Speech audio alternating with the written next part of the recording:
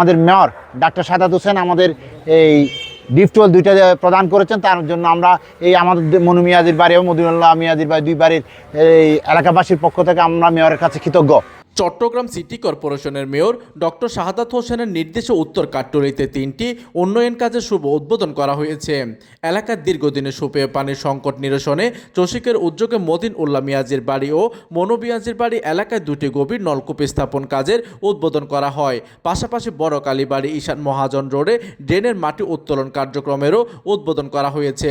মহানগর যুবদলের সাবেক সহসভাপতি শাহেদ আকবরের প্রচেষ্টায় মেয়র এই 2টি ডিপ টিউবওয়েলের অনুমোদন দেওয়ায় এলাকাবাসী তার প্রতি বিশেষ কৃতজ্ঞতা জানান।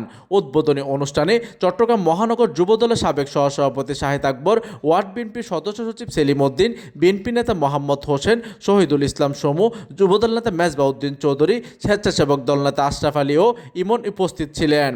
এই সময় আরও উপস্থিত ছিলেন শাহাবুদ্দিন, মোহাম্মদ আইয়ুব আলী, আশরাফ আলী আশু, মোহাম্মদ ইমরান, উজ্জ্বল দে, বাপ্পা লোদো, রাজু দেবরায়, মোহাম্মদ নওশাদ, মোহাম্মদ নেজামুদ্দিন, মোহাম্মদ বেলাল উদ্দিন, ফারুক, মোহাম্মদ তাজবিদ, সাদমান সহ স্থানীয় ব্যক্তিবর্গ। অনুষ্ঠান শেষে হাফেজ জসিমউদ্দিন দেশ, জনগণ, প্রধানমন্ত্রী, মেয়র ও শহীদ রাষ্ট্রপতি জিয়াউর রহমানের পরিবারের কল্যাণ কামনায় দোয়া পরিচালনা করেন।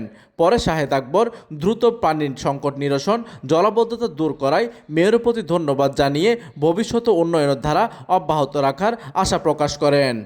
প্রতিনিধির তথ্য ও পাঠানো চিত্রে ডেস্ক নিউজ, দিগন্তের বার্তা 24, চট্টগ্রাম।